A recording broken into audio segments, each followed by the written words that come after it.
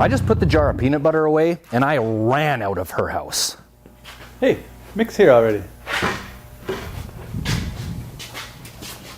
Mick, you cut holes in the cabinet door. Ooh.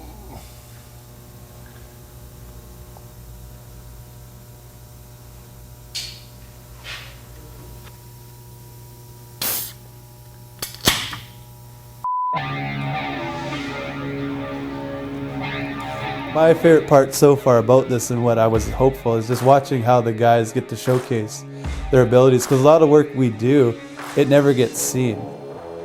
All the guys that are a little bit quieter, kind of like getting around the truck and coming to help wherever they need a hand, and you can really feel the excitement. And you know, we're always production. Now we're kind of like having fun with this, and you know, that makes me feel really proud for them and being able to showcase what they have, right? We're a very unique shop with so much talent under one roof, and their capabilities are endless.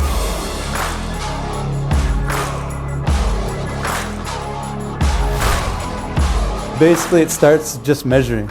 Get a lay of it, feel it out, start pulling measurements, and then Tyler does his thing. And he starts, you know, he finds a model of the truck, model of the camper, meshes those two together. You start fitting things where they fit, and it basically just starts to unravel. I think I always had the dream of being an engineer, but also being really close to the shop floor. This project's different from a normal day with mainly how hands-on I get to be. I get to do the whole workflow, the design, cutting out the parts on the plasma table, bending them in the brake, and then helping with the welding and the assembly. So it's not often that I get to be on the shop floor.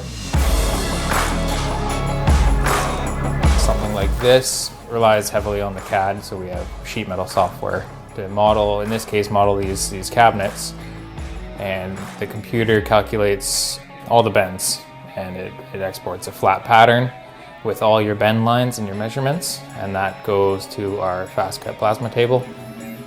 It cuts out the pieces.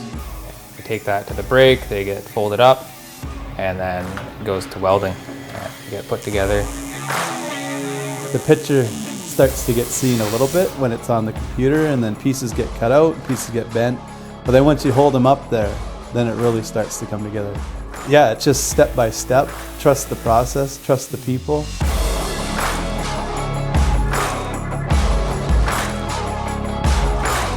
Big faith in our process and knowing that, you know, any problem we run into, we figure it out and we go from there.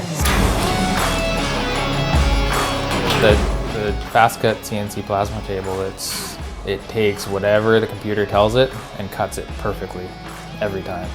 So if I can draw something up on the computer and I can see it in three-dimensional space and it fits and everything is set up perfect for clearances and for welding, you send it to the fast cut table and it cuts it out exactly as it is on the computer. It was really time consuming to build certain parts before because of the complexity of their shapes. So we were constrained to building parts with straight edges, no inner cutouts. Any part now we can design just by the click of a button, right?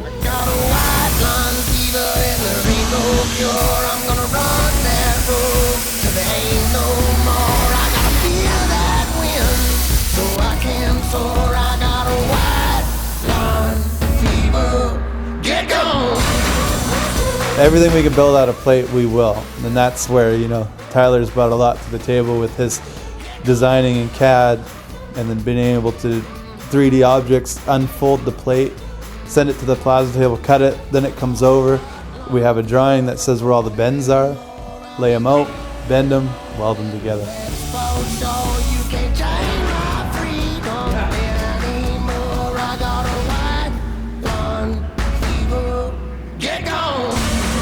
It has like revolutionized the way that we work here. Because everything was hand cut, everything was hand built. So it was a little bit more difficult to make things perfect. Now that we have the table, we have programs that help us hit the mark right on the money. Doing all those little cutouts and everything would take you 45 minutes to an hour for one piece. Now it's in the program, comes out in 5-10 minutes. right? And then you run it through the press and everything's perfect.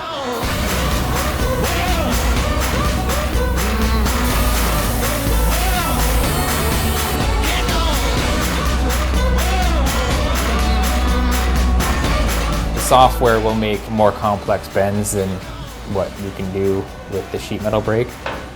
So you really have to keep that in mind. It's easy for me to get carried away with these unique shapes, and it's sometimes not always possible. It helps that I have an understanding of the 3D model and how things need to fit together, but it can be super confusing. We kind of use a one-to-one ratio, so if you're forming a U, your flanges can't be any taller than the width between them.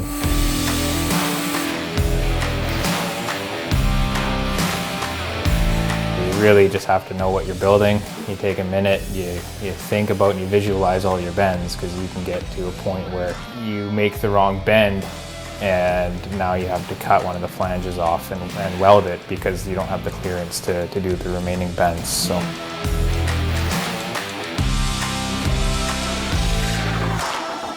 Without the other guys, like I say, it would take 10 times longer. You know, Sean and Tyler run that table, and without that, we'd basically be up a creek. It makes it a lot easier for a guy like me to come along and put it all together, fit it all together, and oh darn, it fits perfect. You've got a guy on the table, you've got a guy cleaning up, you've got a guy forming things, you got a guy welding stuff out, you know, like it just makes everything so much more streamlined. It's amazing now. I got a lot of faith in Tyler and the guys, and I have to, right? I have to give them their leash to be their own creative and their own people, right? We don't micromanage. We put a lot of faith, and it's been very successful for us, right? And that's the same thing. I'll see the piece, I'm like, that looks weird, but all of a sudden, pin, pin, pin, pin, give them a little hand, and the next thing you know, there's a box, right? And every person's, you know, cutting, bending, and then welding. That's a well-oiled machine, and the next thing you know, the box comes out, and it just comes out so nice. Yeah. We have people skilled in all different levels, all different trades. Having a diverse team of welders, millwrights, machinists, we can see a job through start to finish, and everyone can have their input on it. And with good leadership, it all comes together. This project here would be done with TIG. It could also be done with MIG, but TIG's a lot cleaner, more efficient, gives you a great strength and weld appearance.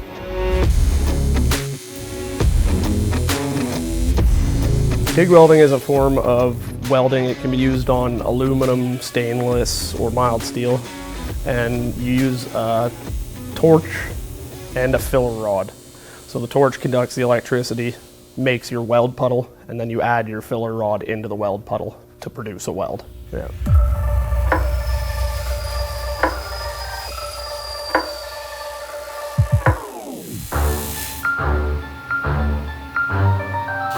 An electric arc's gonna come out of there, but it's gonna be the reverse shape of this, so it'll make like an hourglass, and at the end of that is like, it's like the sun is coming out of there. She's hot. It's straight electricity, right? And that is what is gonna melt your base metal, and you carry that along and adding your filler metal as you go. You'll see the base metal melt, and then you'll see the actual filler rod melt and add into the weld and create a weld right as you're staring at it. Done correctly, 4 times the strength of a base metal. Yeah.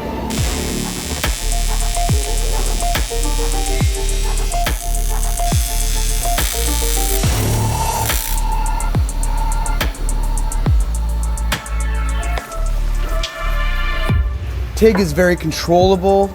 It is my preferred method of welding. In any case, I love TIG. This project, it's CNC cut, so the fit up's gonna be flawless, which it is.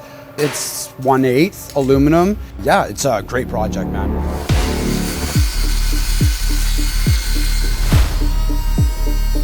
There's different things you want to take into consideration for your heat and warping and stuff. You wrap your corners, never stop in a corner. You always want to weld into weld. And if you keep doing it and you back weld everything, it'll minimize distortion. You could even use a little bit of compressed air to help you out. Okay. And just take time. Don't rush anything.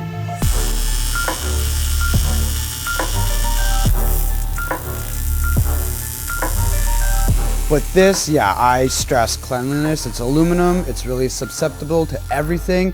The plastic's too close, it's dirty, or you didn't wipe down something, you're gonna get it. Then it's gonna create problems in your weld and you don't want it and you're trying to make everything look good. So keep it clean, move slow, keep your area clean. You get zapped once or twice doing a certain process, stick welding. If you got wet gloves, you're gonna feel it. Your hands will be sore by the end of the day, just from holding onto the stinger and all the current running through your hands and such. Being comfortable is it. You're not comfortable, frustration builds so quick and you don't feel like you're frustrated, but you are, and it'll show in your work. Yeah. Pretty big moment coming up here. We have to take the camper off to put in the large pass-through compartment. Didn't realize the camper would be coming off ever again. A little bit nervous. Should be fine.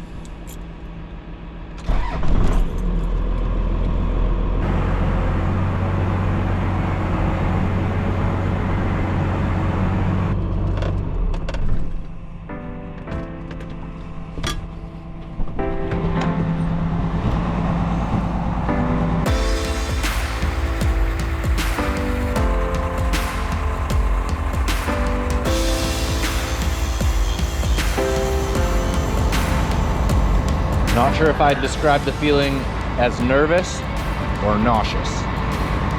Maybe a bit of both.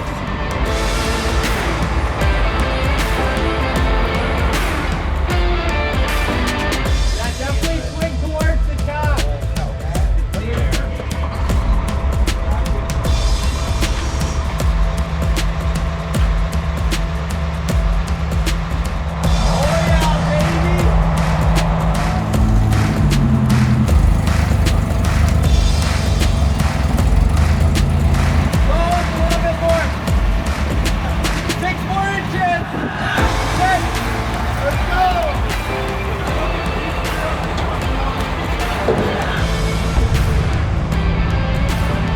Lift up a bit, Sean. Oh, we're good.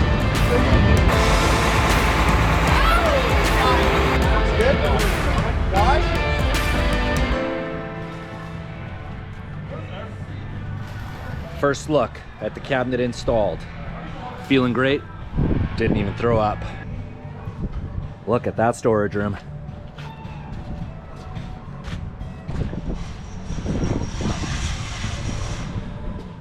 Whoo, whoo, whoo. All right, back in the shop.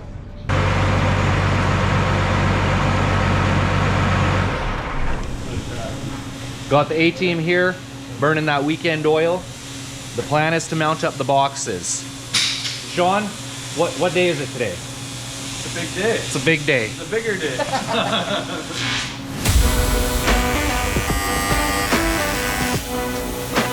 The truck was already an object. The camper was already an object. Meshing them together, that was a part of its own. Plus all the mechanical, but these boxes didn't exist.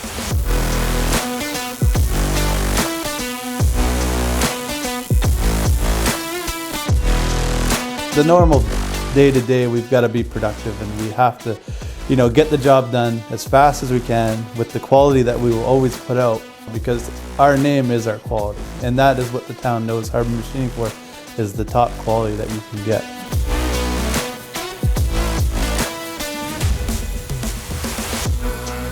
This is a little different because we're not working on a budget, right? We get to use our design flair and we love to make stuff as fancy as we can. But lots of times our time constraints and budget constraints don't allow us to use our full potential. So this project will have lasting effects on everything else we do, because we're able to get a little bit more creative and do that and work through the kinks that we wouldn't normally have time to on other jobs.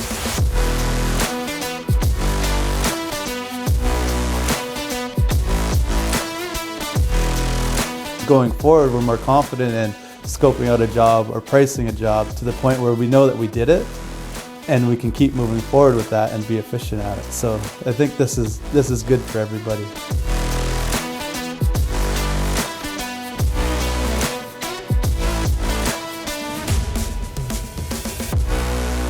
Just after 4:30. I would say mission accomplished.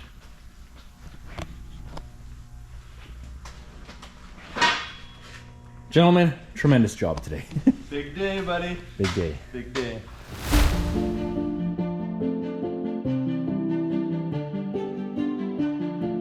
I enjoy the fabrication end of these type of projects. They're not just building a simple box. It's an entire set of box that goes with a camper and a truck. Like, that's what intrigues me. It's kind of sort of like putting a puzzle together, right? Instead of just building a square box that fits in to one place. Like, this is multiple boxes with multiple things running in the way, and it's all working around it. That's kind of the part that I enjoy. It's a workhorse. That's what that truck was designed for. That's what you guys used it before, and now you're just, it's going into its golden years, I'm going to admit. Like, you're going to not run it too hard, but when you get into that situation where you do have to use four-wheel drive or go over some lumpy stuff, you have that ability now. I don't feel the weight is too crazy on it. You know, the aluminum box is definitely a great idea because that would have added a lot more weight. So I feel the weight is good and it's going to ride nice. I think it's a good combination for what it is.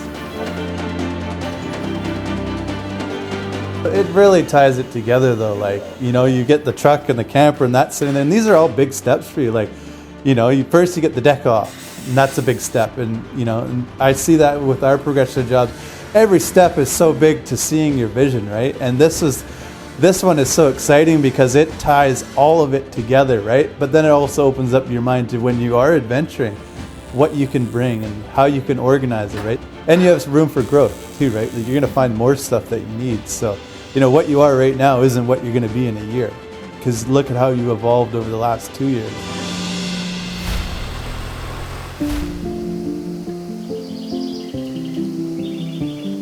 That's the best part of the job, is looking at a finished product and being able to stand back and say, yep, I did that. That's the good part. That's the gratification. Yeah, I've always been a hands-on worker. I like seeing the finished product at the end. I don't like just handing stuff off to other people because then they get all the glory. You know, I want that glory. I did all the work. I want to weld it, and by the end, it's beautiful. You know, it's a very nice feeling. I think the expedition truck's gonna be quite the rig. You have more than enough storage. It'll be reliable, and it's gonna be really cool. A head turner. It's gonna be absolutely amazing. You're gonna have to wear sunglasses around it. It'll be so shiny with that much aluminum and doors and cabinets. It's gonna look pretty boss. I'm excited for it. I think a lot too when Mike sits down and watches the video, and, you know, he was out of town for a week, but he goes down, I feel like he's gonna feel so proud of what he's built and the men that he's raised a lot of these men. So I think he's gonna be super proud of it. And, you know, even myself, I'm really proud just watching, you know, their passion come out, and they're teaching you things and they're teaching each other things, but there's, you know, we're not constrained on this one, so that everything is just, you know, easy flowing and good, and you get to really see everyone's personalities and their skills, and they can shine, right? So it's definitely been really exciting for me.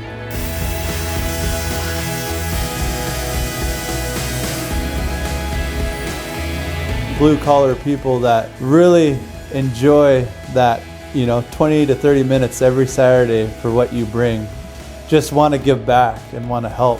You know, it really showcases our people and how tight-knit we are, and we take care of our own, and we want to see everybody succeed. And the thing is, we could work hand in hand if we needed, right? Any one of them could come to our facility and we would pick up and just, because we're all working on the same thing to get this cool expedition truck out the door and making us videos so we can continue on, right? That the whole province comes together just the same. You know, over a YouTube channel that, you know, we've learned that everyone is pretty infatuated with, and it's a part of our lives now.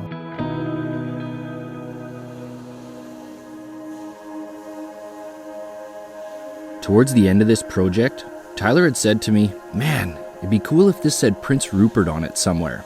And I couldn't agree more. From the very beginning, the people of Prince Rupert have enjoyed and supported the channel, and Harbor Machining was the first company to jump on board and express an interest in supporting the build. So I wear that badge with honor. What came out of this shop is world class, and not one detail was overlooked. But above all of that, I got to do it with a group of people that 2 weeks ago were practically strangers, and now a great group of friends. And of course, none of it would have been possible without the support from Harbor Machining's owner, Mike Rothwell. From the bottom of my heart, thank you. And most of all, thanks for watching, everybody.